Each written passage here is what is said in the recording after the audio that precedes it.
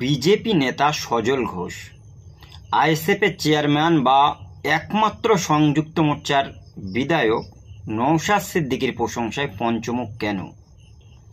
একটা জিনিস বুঝতে হবে, যে বিজেপি এই রাজ্যে তৃণমূল কংগ্রেসের ভোটে হারানোর জন্য দিনের পর দিন চেষ্টা করছে, কিভাবে এই রাজ্যে থেকে মুসলিমদেরকে তাড়িয়ে দেয়া যায় সেই চেষ্টা করে যাচ্ছে। কখনো এনআরসি বা কখনো এসআইআর করে মুসলিমদের নাম বাদ দিয়ে তাদেরকে বাংলাদেশে পাঠিয়ে দেবে বলে উল্লেখ করছে। কিন্তু সেই বিধায়ক নওশাদ সিদ্দিকী একজন মুসলিম হওয়ার পরেও তার প্রশংসায় পঞ্চমুখ হচ্ছে কেন? সজল ঘোষ প্রকাশ্যে বলে দিয়েছেন ভাঙড় থেকে নওশাদ সিদ্দিকী আবার ভোটে জয়লাভ করবে। সেই সাথে তিনি এও বলেছেন যে নওশাদের বড় ভাই আব্বাস সম্পর্কে আমি বলতে পারবো না, তিনি ধর্মীয় গোঁড়া, কিন্তু নওশাদ যথেষ্ট পড়াশুনো করেছে এবং ভালো একজন ছেলে। রাজনীতিতে তার ইচ্ছা আছে টাকা ঝেড়ে খাওয়ার নয়, সমাজসেবা করার জন্য। সে আবার ভোটে জয়লাভ করবে। তার আমার দুটো তিনটে প্রশ্ন, বিজেপির নেতা এবং মন্ত্রীরা আইএসএফ নিয়ে হঠাৎ এত মাথাচাড়া দেওয়া বা আইএসএফকে এত প্রশংসা করার কারণ কি? গত কয়েকদিন আগে আমরা নিউজের মুখে দেখেছিলাম শুভেন্দু অধিকারী বিজেপি দলের বিধায়ক, সেও দাবি করেছিল যে আইএসএফ এই দলটা ভালো বা নওশাদ সিদ্দিকীর ভারতীয় সংবিধান অনুযায়ী তার রাজনীতি করা উচিত বা রাজনীতি করতে পারে। সেই সাথে সাথে আমরা দেখেছিলাম নওশাদ সিদ্দিক সম্পর্কে সুকান্ত মজুমদার থেকে শুরু করে প্রত্যেকেই খবর হচ্ছে যে খুব ভালো বা তার দল ভালো। এমনকি আমরা উত্তরবঙ্গের একটা সমাবেশ থেকে দেখলাম সুকান্ত মজুমদার প্রকাশ্যে বলেই দিয়েছে যে মুসলিমদের ভোট তারা তো আমাদের দেয় না, এই নয় যে বিজেপি মুসলিমদের ভোট চায় না। তাহলে একবার ভাবুন তো, একজন বিধায়ক বলছে নওশাদ ভালো, আইএসএফ ভালো, দ্বিতীয় বিধায়ক বলছে যে তার গণতান্ত্রিক অধিকার আছে, সে রাজনীতি করতে পারে, ভোটে লড়াই করতে পারে, তৃতীয়জন আরেকজন সে বলছে যে পশ্চিমবাংলাতে মুসলিম ভোট আমাদের দেয় না, এই নয় যে আমরা বিজেপিরা মুসলিমদের কাছে ভোট চাই না। একবার ভাবুন, বিজেপির নেতা মন্ত্রীরা তারা একজন মুসলিম এমএলএকে ভালো বলছে, বিজেপির নেতা মন্ত্রীরা মুসলিমদের ভোট চাইছে, সেই বিজেপিরা 2014 সালের পর থেকে ক্ষমতা এসে ভারতবর্ষের প্রতিটা আইন মুসলিমদেরকে ফাঁসানোর চেষ্টা করছে। আপনি দেখুন কাশ্মীর থেকে 370 তুলে দিয়েছে, কারণ সেখানে মুসলিম জনসংখ্যা যারা বেশি বাস করে তাদের যেতে প্রবলেম হয়। দিল্লিতে এনআরসি, সিএএ, সিএবি এই সমস্ত আইন এনে মুসলিম ব্যতীত সমস্ত ধর্মের মানুষদের নাগরিকত্ব দেয়া হবে, এটাও বলা হলো। আসামের মতো জায়গাতে আমরা দেখেছি এনআরসি করে মুসলিমদেরকে ডিটেনশন ক্যাম্পে রাখবে, সে ঘোষণা করে দিল। বর্তমান সময় এসআইআর হচ্ছে, আর সেই এসআইআরে অধিকাংশ মুসলিম বাংলাদেশি রোহিঙ্গা, সেটা শুভেন্দু অধিকারী বলেই দিচ্ছে যে প্রায় 2 কোটি মানুষ, তাদেরকে এদেশ থেকে বাংলাদেশে পাঠিয়ে দেওয়া হবে। সেই সাথে সাথে বিগত কয়েকদিন ধরে শুভেন্দু অধিকারী তার ফেসবুক পোস্টে আমরা দেখছি বিভিন্ন জায়গায় হিন্দুদের ঠাকুর ভেঙে ফেলা হচ্ছে, সেগুলোকে পোস্ট করে প্রকাশ্যে বলছে যে এগুলো জেহাদি মুসলিমদের কাজ। ভারতবর্ষের বিভিন্ন জায়গায় আমরা দেখেছি মুসলিমদের উপরে বিভিন্ন রকম টর্চার চলছে। জয় শ্রীরামের ধ্বনি দিয়ে ঝাড়খণ্ডের তাবরেজ আনসারি, পেহেলু খান, হাফেজ জুনায়েদ, হাফেজ ওয়াইস, এরকম করে প্রচণ্ড মানুষ মব লিঞ্চিং করে তাদেরকে মেরে ফেলা হয়েছে। বিজেপি যে সমস্ত জায়গায় রাজ্যে রয়েছে সেই জায়গাতে দিনের পর দিন মুসলিমদের উপরে টর্চার চালাচ্ছে, তাদেরকে দ্বিতীয় শ্রেণীর নাগরিক তৈরি করতে চাইছে। সেই সাথে দলিত, আদিবাসী, মতুয়া তাদেরকেও ভীষণভাবে প্রবলেম ক্রিয়েট করছে। কিন্তু বাংলায় হঠাৎ বিজেপির এই নেতামন্ত্রীরা একজন সংখ্যালঘু মুসলিম দরদি মাথায় টুপি, মুখে দাড়ি, এই বিধায়কের প্রশংসায় পঞ্চমুখ কেন? একবার ভাবুন এর পিছনে কি কি রাজনৈতিক সন্ধিহান থাকতে পারে। আমি 5-6টা পয়েন্ট আপনাদের বলি। 1 নম্বর, আইএসএফ ইন্ডিয়ান সেকুলার ফ্রন্ট, তারা একটা মুসলিম জায়গায় থেকে তৈরি হয়েছে, ফুরফুরা শরীফ। তাদের একটা যথেষ্ট ফেস ভ্যালু রয়েছে, যেহেতু মুসলিমরা পশ্চিমবাংলায় কম করে 30 থেকে 40% মুসলিম ফুরফুরা শরীফকে ভালোবাসে। সেই জায়গা থেকে একটা রাজনৈতিক দল তৈরি হয়েছে। দীর্ঘদিন ধরে এই পশ্চিমবাংলায় সংখ্যালঘু ভোটগুলো একত্রিতভাবে তৃণমূল কংগ্রেসে যেত, আর সেই জন্য বিজেপিরা তৃণমূল কংগ্রেসের কাছে কোনোবার জিততেই পারছে না। দীর্ঘদিন বিজেপিরা এই বাংলা দখলের চেষ্টা করে গেলেও তৃণমূল কংগ্রেস তাদেরকে পর্যদুস্ত করছে অনলি ফর সংখ্যালঘু ভোটটাকে পাওয়ার জন্য। আজকের 2021 সালের আগে, মাত্র 2 থেকে 3 মাস আগে, নতুন একটা রাজনৈতিক দল তৈরি হয়েছে আইএসএফ। তারা যদি 2021-এর মতো 2026 বিধানসভা নির্বাচনে আবার প্রতিদ্বন্দ্বী করে, সংখ্যালঘু ভোটগুলোকে যদি বিভিন্ন জায়গা প্রার্থী দিতে পারে, সংখ্যালঘুদের বিভিন্ন বঞ্চনা, বিভিন্ন প্রবলেমগুলো আব্বাস নওশাদ যদি বলে কিছু মানুষের সংখ্যালঘু ভোট তৃণমূল কংগ্রেস থেকে কেটে দিতে পারে, তাহলে বিজেপি লাভবান হবে। সেই জন্য কি নওশাদ এবং আব্বাসের প্রশংসা করছে? দ্বিতীয় পয়েন্ট, আমরা জানি পশ্চিমবাংলাতে প্রায় 49% ভোট নিয়ে তৃণমূল কংগ্রেস ক্ষমতায় রয়েছে।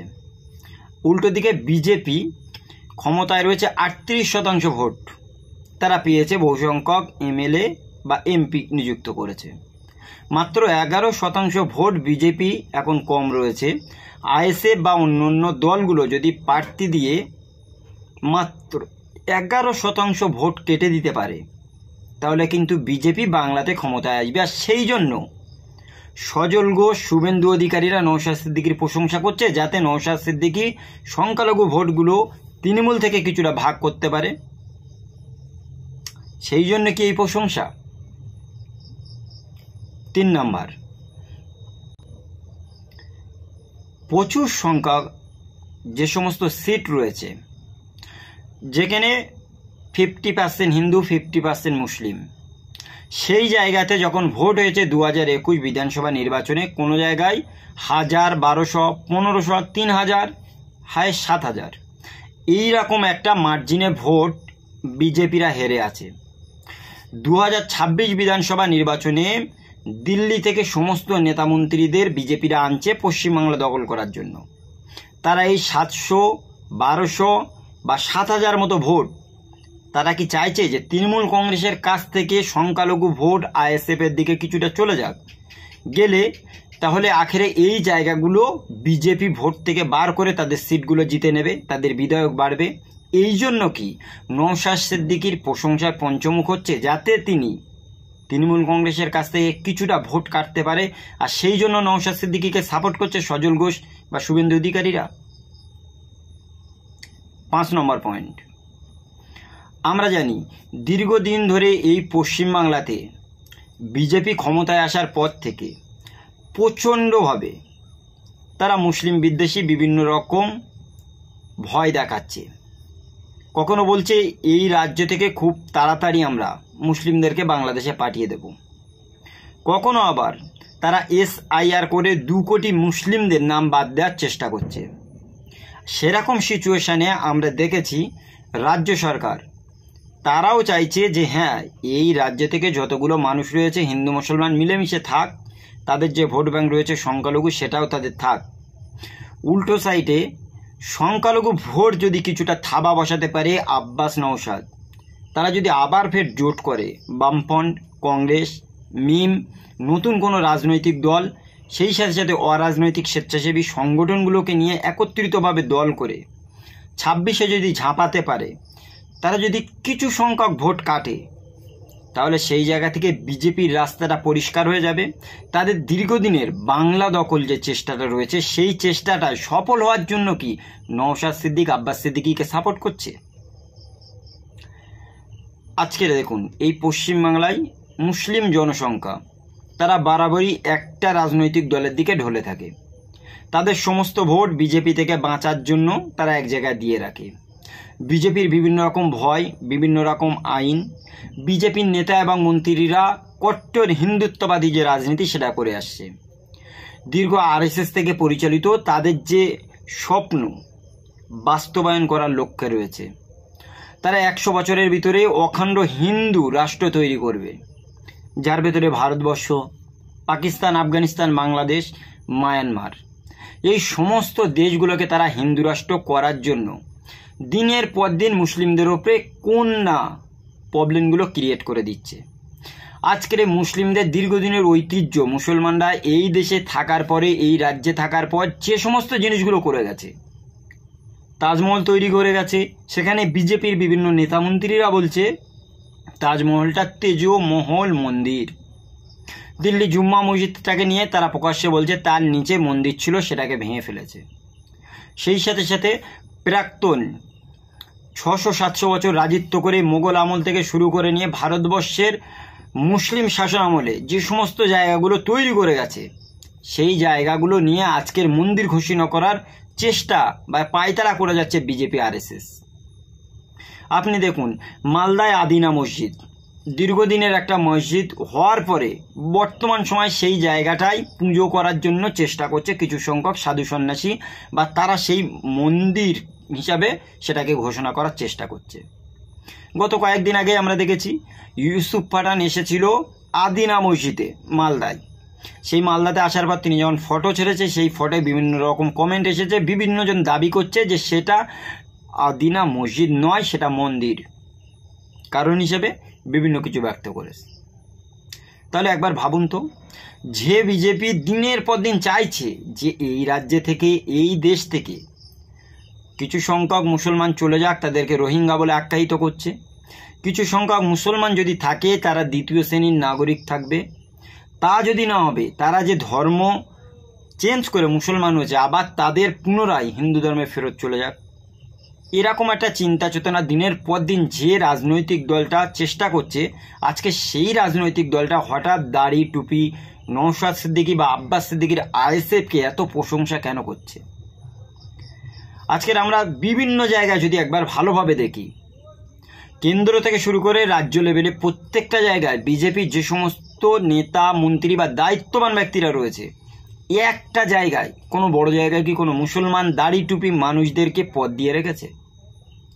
আজকে যদি আপনি প্রধানমন্ত্রী বলেন, নরেন্দ্র মোদী হিন্দু, অমিত শাহ সেও হিন্দু, যোগী আদিত্যনাথ সেও হিন্দু, সেখান থেকে শুরু করে নিয়ে প্রত্যেকটা বিজেপির নেতা মন্ত্রী, প্রতিটা পদ, প্রতিটা জায়গায় কট্টর হিন্দুত্ববাদী যারা মুসলিম চিরবিদ্বেষী সেই সমস্ত মানুষরা বসে রয়েছে। কিন্তু এর পরেও নওশাদের প্রশংসা পশ্চিমবাংলার মতো জায়গায় কেন? আমরা দেখেছি পার্লামেন্টের ভিতরে যখন সংসদ আসাদুদ্দিন ওয়াইসি, তারা যখন মাথায় টুপি দিয়ে মুখে দাড়ি নিয়ে ইসলাম সম্পর্কে, মুসলমানদের বিভিন্ন প্রবলেম নিয়ে, মুসলমানদের ওয়াকফটাকে গ্রাস করার চক্রান্ত করছে, যখন বিজেপি সরকার তাদের বিরুদ্ধে যখন আন্দোলন করছে, বক্তব্য রাখছে, তাদের সেই বক্তব্যগুলোতে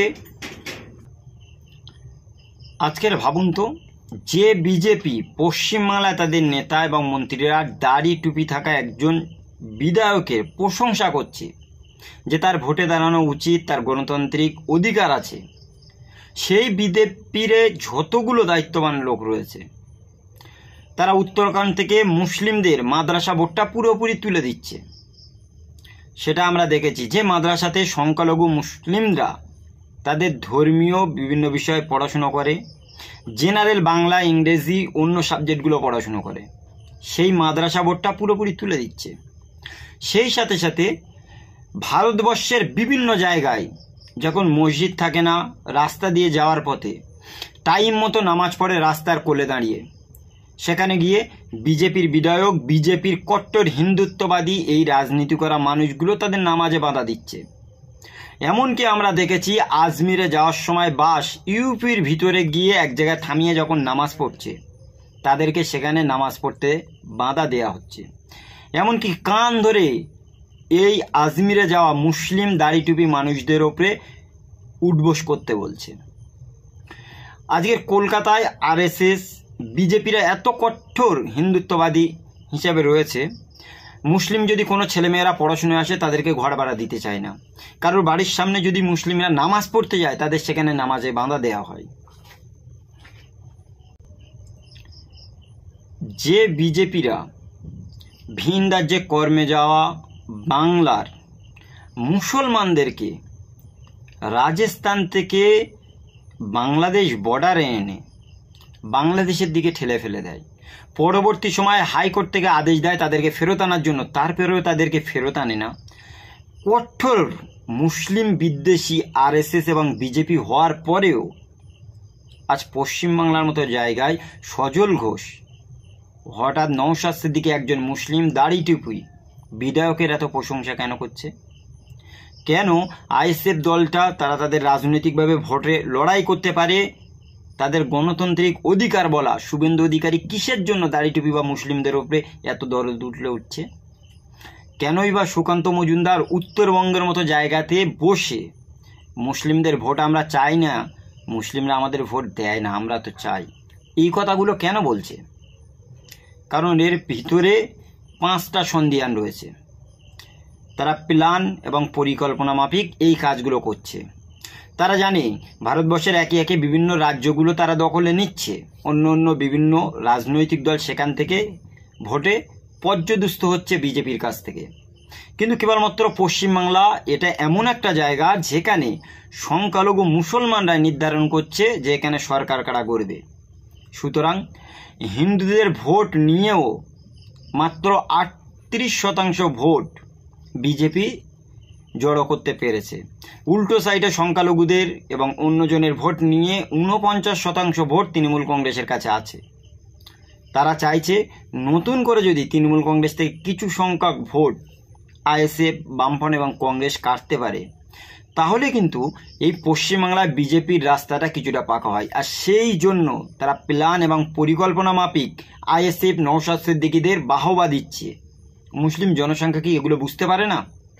মুসলমানরা বুঝতে পারে। আর একটা কথা শেয়ার করা উচিত, এমন একটা সময় ছিল এখানে বিজেপি ছিল না, খুব কম সংখ্যক।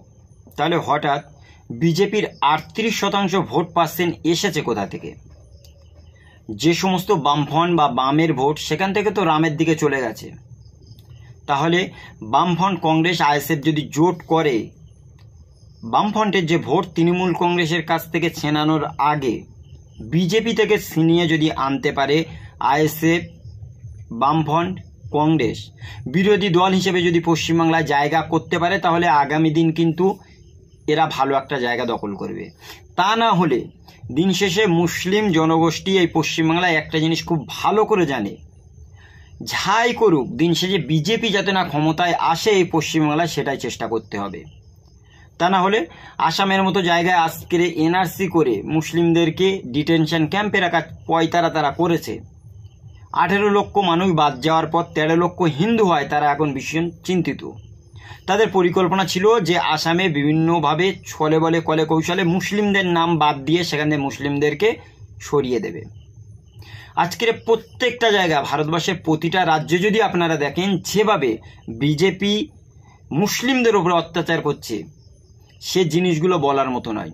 আজ বিজেপির একজন বিধায়ক পশ্চিমবাংলায় অর্জুন সিং প্রকাশ্যে আজানের ওপরে পিটিশন দাখিল করেছে হাইকোর্টে। সেই সাথে সাথে তিনি কি করলেন? তিনি করলেন আল্লাহ এবং নবী রসুলদের নিয়ে গালাগালি পর্যন্ত দিয়ে দিলেন। সেই সাথে নুপুর শর্মা বিজেপির একজন মুখপাত্র হওয়ার পরেও নবী করিম সাল্লাল্লাহু আলাইহি সাল্লাম সম্পর্কে কটু কথা বলেছে, বাজে বাজে কথা বলেছিল।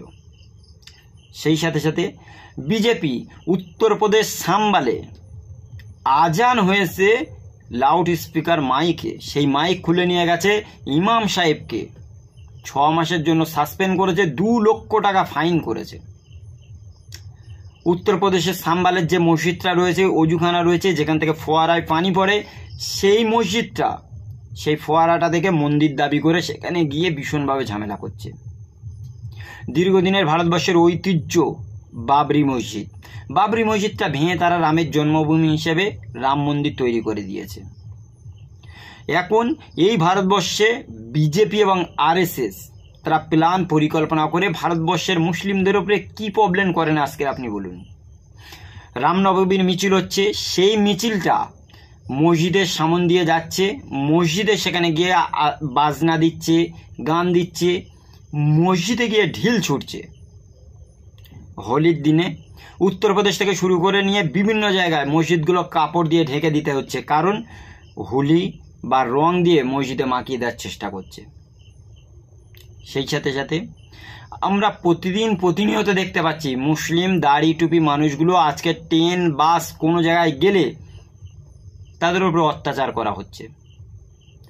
মধ্যপ্রদেশে দেখেছি ট্রেনের ভিতরে দাড়ি টুপি থাকা একজন যুবককে লাথি মেরে ট্রেন থেকে ফেলে দেওয়া হলো কেবলমাত্র দাড়ি টুপি থাকা একজন মুসলমান বলে। আমরা দেখেছি মালদার আফরাজুল রাজস্থানের মতো জায়গাতে কাজ করতে গেছিল, সেই জায়গা পরিযায়ী শ্রমিক যাওয়ার পরে তার লাশ ফেরত চলে এসেছে কেবলমাত্র মুসলিম হওয়ার কারণে।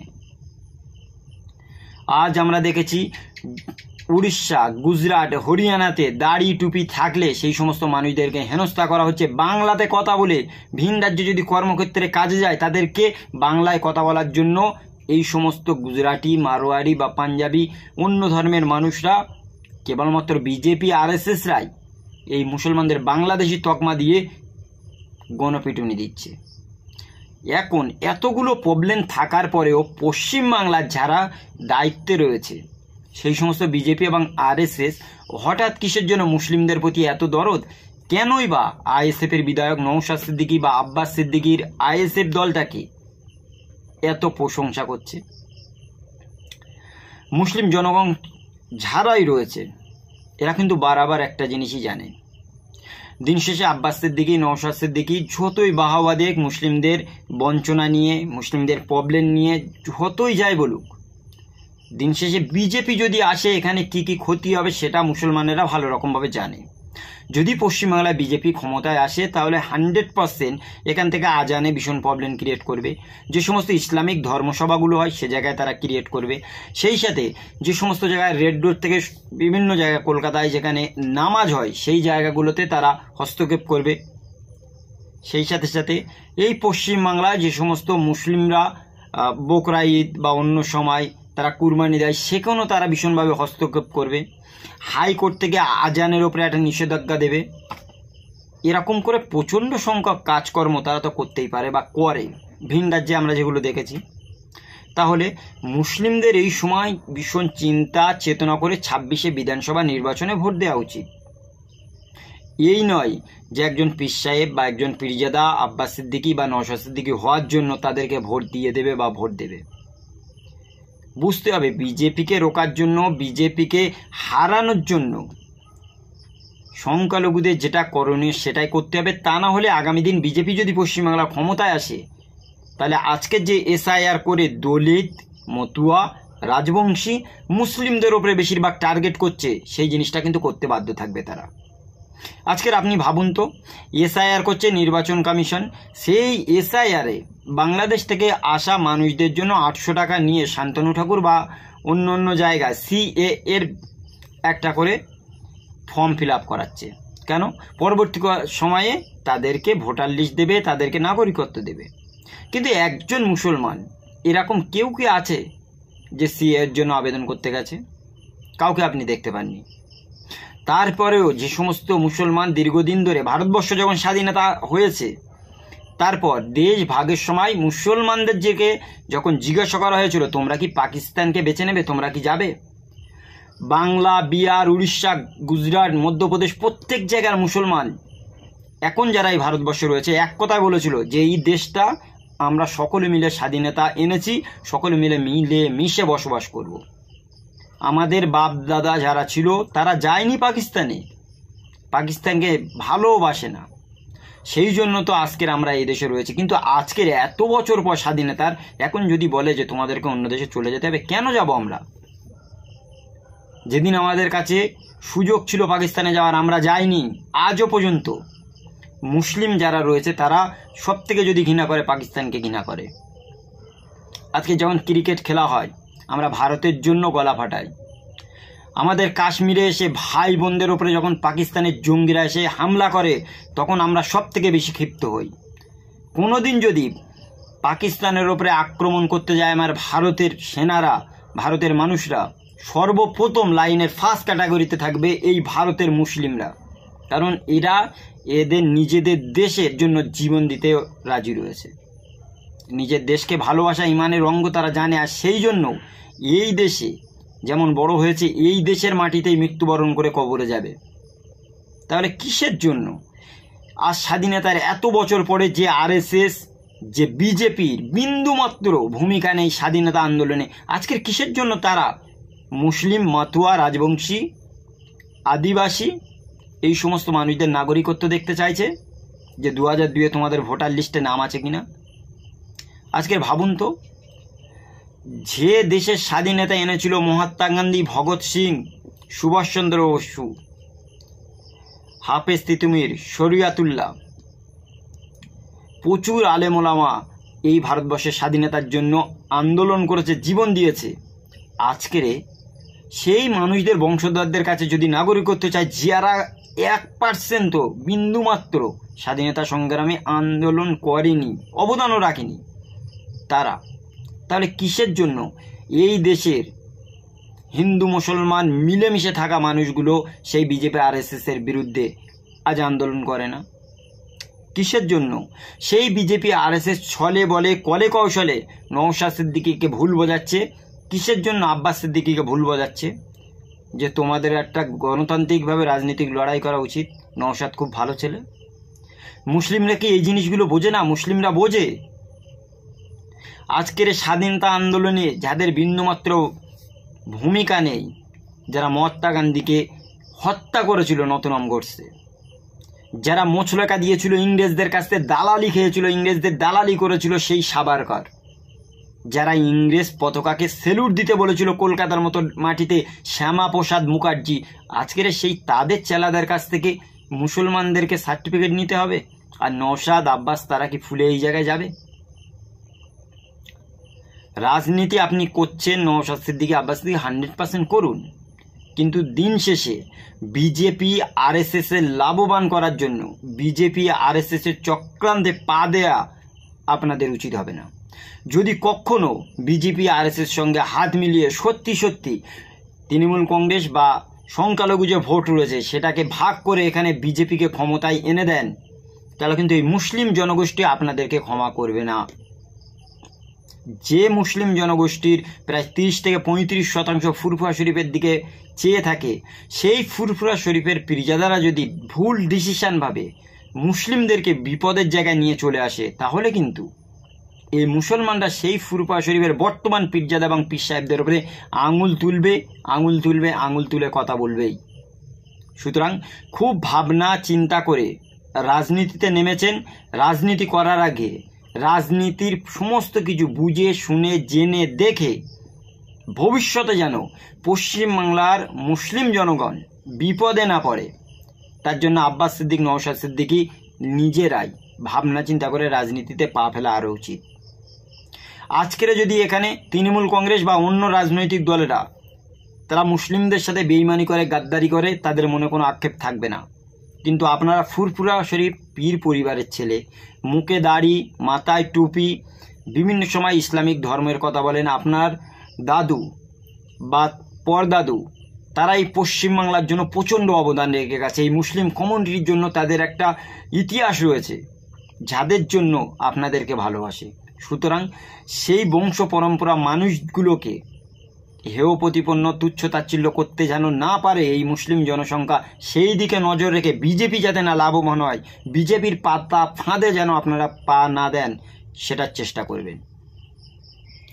এই ভিডিওর পর অনেকেই আমাকে বলতে পারে যে দেখুন, আপনি আইএসএফ বা অন্য রাজনৈতিক দলগুলোকে বলেছেন যে তৃণমূল কংগ্রেস বা সংখ্যালঘু ভোট থেকে না কাটছাঁট করে, ভাগ না করে বিজেপি লাভবান যেন না হয়, এই কথাই বলেছেন। খুব ভালো কথা। আপনি কি তৃণমূলের দালাল? আমি প্রকাশ্যে বলছি, শুনুন, আমি ব্যক্তিগতভাবে কোনো রাজনৈতিক দল, কাউকে আমি ভালোবাসি না, কোনো রাজনৈতিক দল করি না। ভোট আসে, চিন্তাভাবনা করে যার মনে হবে তাকে ভোট দিতে পারি। আমি ভারতবর্ষের একজন নাগরিক, ব্যক্তিগতভাবে আমার বলার অধিকার আছে।